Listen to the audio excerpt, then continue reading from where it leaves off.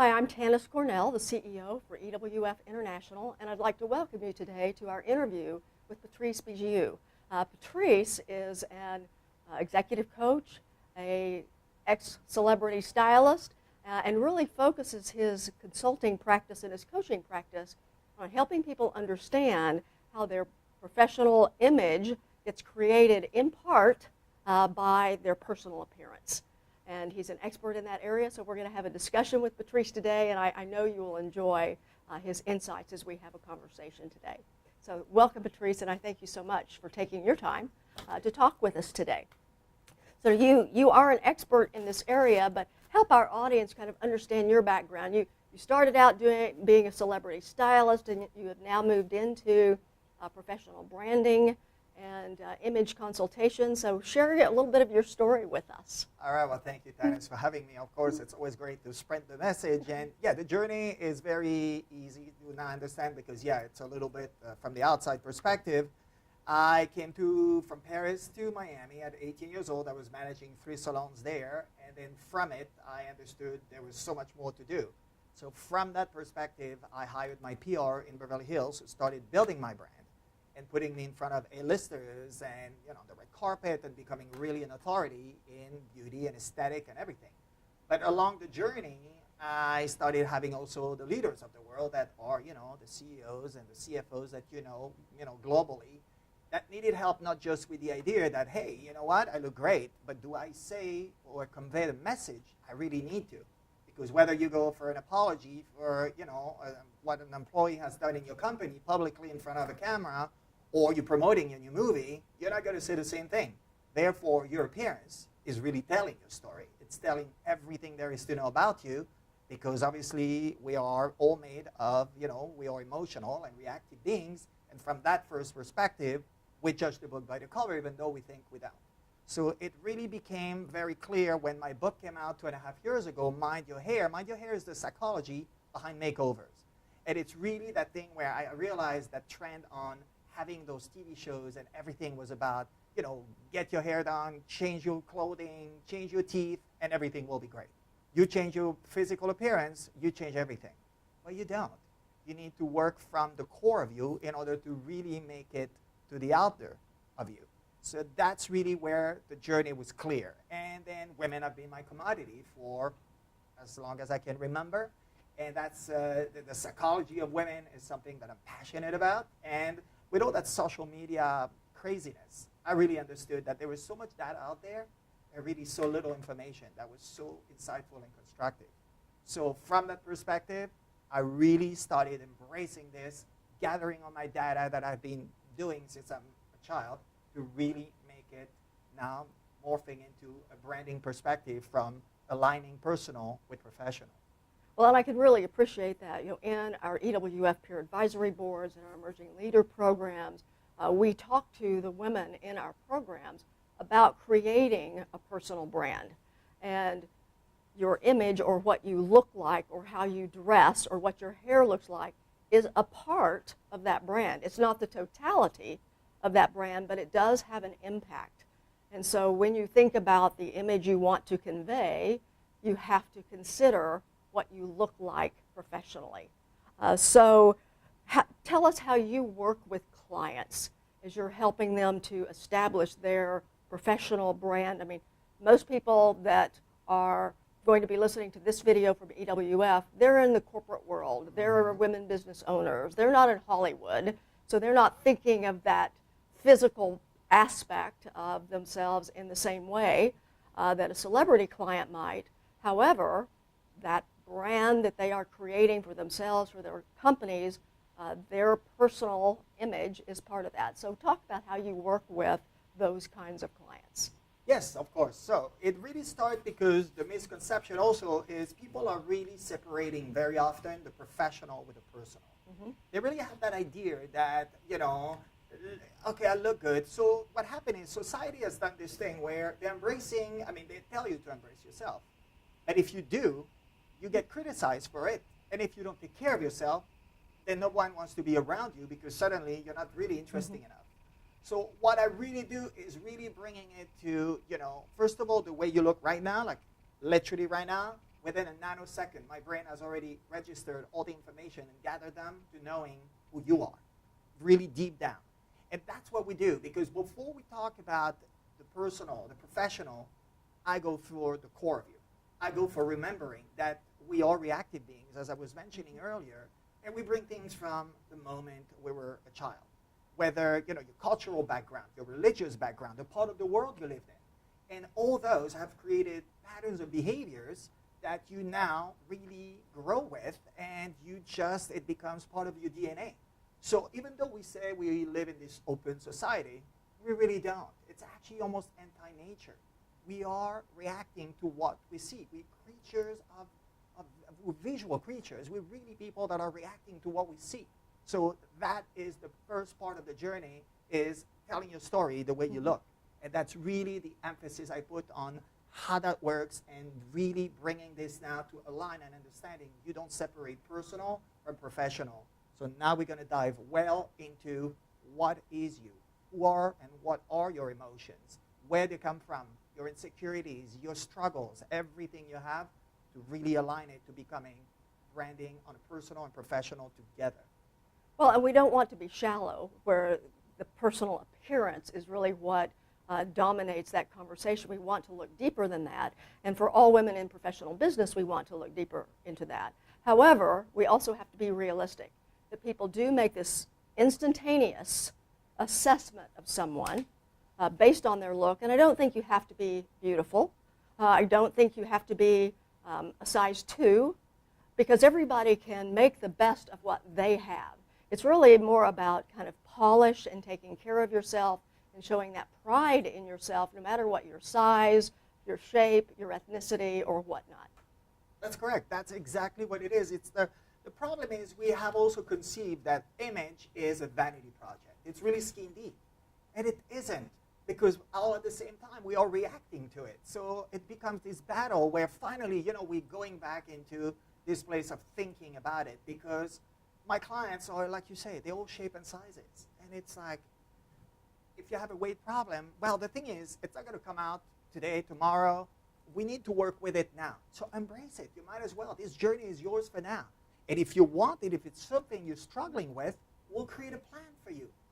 Right now, yes, just come with who you are, because authenticity is essentially what people are buying. Right. And as you grow, and we were talking about it, with Jennifer earlier, your business partner, it's really about with a great role comes great responsibilities. It's a superhero, strategy, but the upper you go on the corporate ladder, the more responsibility you have towards your brand, yourself, your employees, your market. Whether you sell a customer service or a product, a hard good, it's really, you have to understand the first science of connection is really trusting.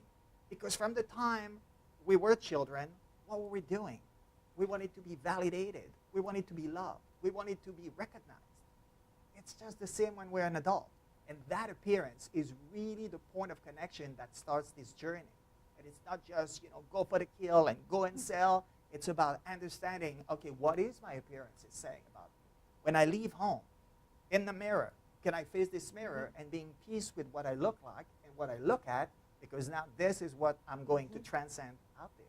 Well, and based on your role, if you're in front of the community, if you're in front of your employees, what do you say about yourself and your own confidence based on your professional attire, the way you look? And I'm not talking about size or shape. It's really about how you take care of yourself, how you present yourself, and that's all the way from hair to makeup to what you wear.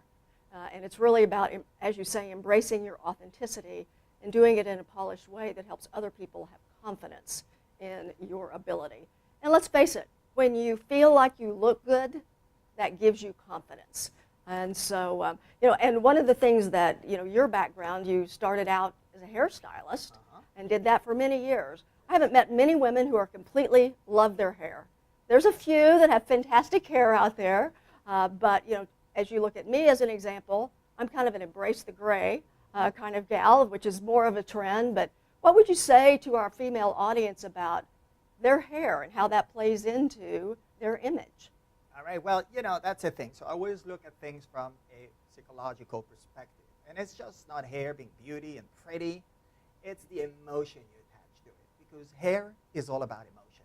And that's really how my journey started. I really understood that instinctively, and that's why my intuitive intelligence is really what I'm putting to the service of all of you girls of the world, and that's really the journey. You start really understanding what is my hair saying about that, because you get attached to your hair, because your hair is the sign of the past, it's a sign of the future, it's right now. And that is really what you want to understand. That's really, you need to give it like a really good due diligence. You need to really know that this is not just one morning you wake up, you're doing a change now. You don't make a change out of that. A change is a process. So with the evolution of your life, of your career, of your brand, hair is with it because it's very much part of it. And not just that little thing that looks so pretty from the outside, it says everything. So some people are blessed with better hair than others. So what advice would you give to somebody in like finding the style that's right for them, that conveys the image they want? Any suggestions for how they find the right stylist to help them with that? Yes, and that's actually really what Mind Your Hair was all about. It was the 7-step process to really understanding that you don't just wake up one morning and choose whatever and whomever. There is a work to do. You really need, like again, the hair, because let's go back to when you were a child. Who was touching your hair? Oh, my mama, giving me those perms and thinking I needed to have curly hair when I didn't have a drop of curl in my hair. Okay. And later on, as you became a teenager, who was touching your hair? Eventually a stylist of some kind, but mostly it was me. And who else? As you become a married woman? Still me and my stylist. And maybe your husband? Well, certainly he would touch it, of course. Oh, okay. Well, that's sort of the point I'm trying to go for. You got me there eventually. But, exactly, but that's fine, But so what is the commonality? Like, what is the common point to all that? I think approachability, trust, feeling comfortable in your own skin, and hair is a part of that. Feeling like you look good. Hair is certainly a part of that. If you're trying to create a polished image, hair is part of that. Yes. So certainly it's part of that image, physical image that you're creating for yourself. Right, but like you say, you mentioned it very briefly, but I want to go back to that, is the trust factor. Mm-hmm. Hair is trust, is the, like I said, the emotional part of you, but it's the trust you're giving someone else. And that's now you releasing your power to someone else. So in order to really get your hairstylist in order, you need to go through a very long consultation. Even my clients that are coming to me for years, I will still sit them down for as long as we need, because life is an evolution. What you were a month ago, 6 months ago, a year ago, is not the Tanis we know now. And that's the thing, the journey that the client has to take with her hairstylist. Because eventually, like you say, the only person beside your mama, as you mentioned, or your husband, will be a hairstylist. So this is this sacred bond that you have between you, and that is something you need to nurture. Because would you go, for instance, you need a surgery, a hip surgery. Are you going to go for just the first surgeon you meet? Often you interview people. And I know I've had to relocate several times in my corporate career. And one of the biggest challenges or things that created anxiety for me when I moved to a new place was finding a new hairstylist. Someone that was going to cut my hair the first time, and were they going to mess it up? So there is you're really correct in that there is an emotional attachment to your hair and how you feel that makes you look. Of course. So that's the thing. Do your due diligence. Choose someone that perhaps a friend has recommended, whoever you read, an article perhaps about that hairstylist, or you just saw an advertising that appealed to you, and that really resonated with you. But now you want to go and have a consultation. Maybe you want to sit in the salon. I always say, sit in here, see how you feel, because eventually this is what you want to do. Is again the trust factor. If you have an apprehension, or if you have a moment of wondering if that's going to be the right person, no. So now you also need to come prepared, because branding takes work. And branding, whether personal or professional, and that's the thing. In professional, women, I've noticed, are very instinctive, because they know the knowledge they have in their mind is very clear. They know how to handle a professional situation. But when it comes to personal, that's where they're struggling, because they really don't give it that much time, because a lot of the time goes to the family, to the career, and it becomes that race, that rat race against, like making it happen. that it pushes back. And that's why it's really important to knowing that come to your hairstylist with a ton of photos. There is no wasted time. Don't tell him, oh, I'm sorry, I got plenty on my phone. I need to show you. I'm sorry, I'm going to. No. I tell people, if you don't bring me images, because, for instance, what short hair means to you, it's not to me, and it's not to Jennifer. And that's the same concept of words, how we mature words, how we mature emotions. We talk about the same thing. Have two witnesses watching the exact same thing, a movie scene or anything. They're going to relate it very differently. If you don't have that communication skill, visual is the first part, again, where you can both communicate, because what you call short, I might call it, sort of a long hair. And that's where it is. It's that level of integrity with the language that we can really establish together. And now we have a good foundation, because you don't build a mansion on a sandy ground, but that's the same thing here. We are very serious. I'm very serious about it. That's not just, again, a deep skin, project. It's about me making you go out there with my name on it, and more importantly, telling your message to the world, because the importance is, what is your goal? What is your mission? What are you here for? What legacy do you want to leave behind? What do you, how do you want to be remembered as? That's really my job. So you really get to that deep emotional side of image and hair and what that image looks like, which I think is what makes you a bit different than the typical image consultant. So I have gone up to random women on the street and said, "Who cut your hair?" I've done that because you see a style that you like. Probably every woman out there has done that at least once in her life. Of course. So what are some of the biggest mistakes that you see some women have in terms of their building their personal image and their personal brand, especially their physical image? What are some of the mistakes that you see? The biggest mistake, I believe, is women are so consumed with pleasing others.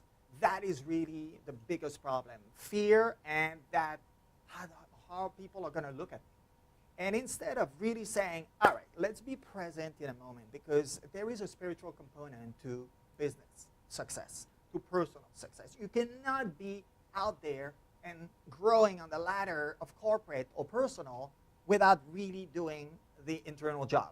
And that goes with that. Is the biggest mistakes are, now we're having all this social media, all that chaos of press and media, and they tell you one way and the other, and maybe you need to be blonde with long hair because that's feminine and that's flirty and girly. But now it's like, no, be the Latina, flowy hair, dark hair, because that's really what men want to see. And then at the end, it becomes this enormous confusion. It's like, okay, let's forget all that. Let's go by what you react to. Let's go by what feels good for you, because no one does it. Because everything, again, is about the competition, because that we want it or not. Also, girls among themselves could be really harsh, and there is a component of actually being a little bit, or a lot competitive with each other, forgetting the essential, forgetting you. The authenticity is what you sell. Is what you sell at home? Is that what you sell? And I don't mean it with money, with currency. Is what you sell as who you are, the energy that you are giving out. That's what you want. And that's the biggest mistake made, because women want to fit into that mold and feel, if I do that, I'll look good, All those myths, I get older, I need to cut my hair short. I said, who? I go lighter, so if I get, older, I get blonder. It's softer. And often it's not true at all, because actually, you were talking about gray hair, for instance. It depends on your skin tone, your lip color, your eye color. You custom the need. You custom the goal, the message, the mission, the purpose. That's what you really do. It's not just, oh yeah, no. It's about that. It's knowing, are you a maintenance girl? Are you already embracing yourself? Are you further in the process of self-development? We can leave you great, because you totally can handle it, or not watching it every mirror you can and wondering and say, oh my God, but I look old. I look so tired. That's really the mistakes that are made. Really, essentially, women are forgetting to be who they are and having fun with who they are, because society is creating all that chaos around them that's making them, you're busy, you run around, and in the more, the upper, you travel a lot, you jet lag, you have a family waiting for you, you have all those priorities, you're carrying all and wearing all those hats that make you forget who you are at the core of you. Well, it's finding something that is comfortable and works for you, because not every hairstyle that looks good on somebody else is going to look good on you. So it's really getting to the root of what works for you and being able to embrace that. And the reality is, I do believe that women get judged more harshly for their personal appearance than men typically do. If you just look at our political system and you look at the women who've run for office, and women often make these comments about other women as well, sadly enough, they really get judged on appearance much more, maybe with the exception of our current president, on their hair and personal appearance and what they're wearing in ways that aren't even mentioned when they are discussing men. I know someone who's a former mayor, and I asked her one time, I said, so when you got into political office, what was the thing that surprised you most?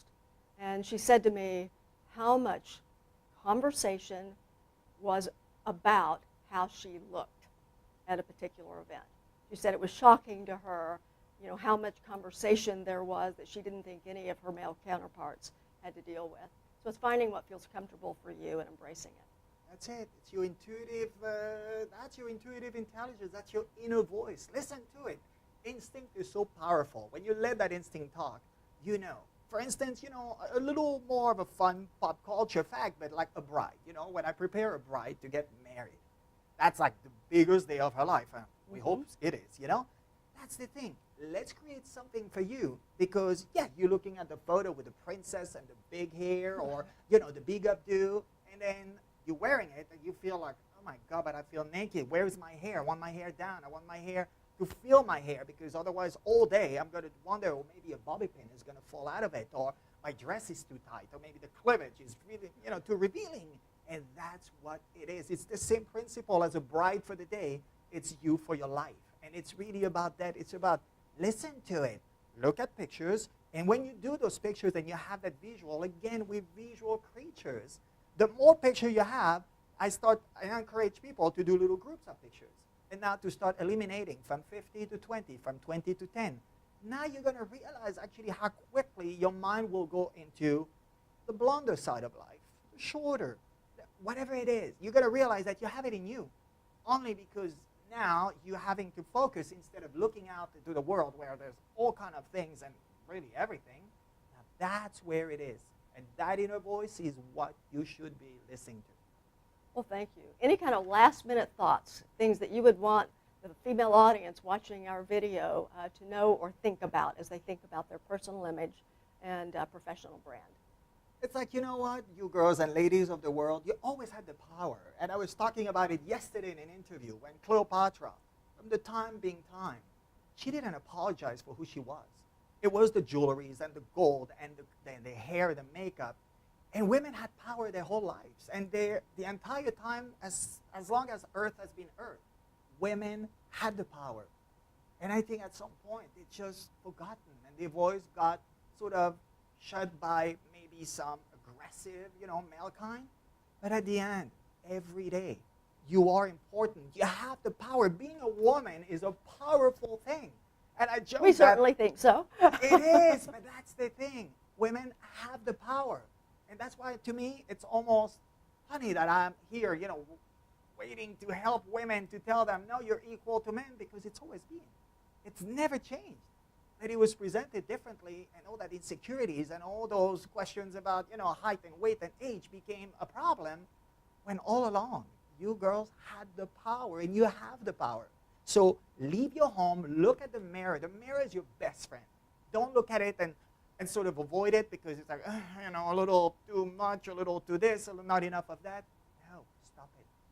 You know, just quiet the chatterbox in your mind. Just be in peace with yourself. Listen within. Let go. Live the present moment. And that's all it is, because you have it. Well, and that's a great conclusion, because we believe that power is within, and that we are empowered, and we simply need to take our power and use our power.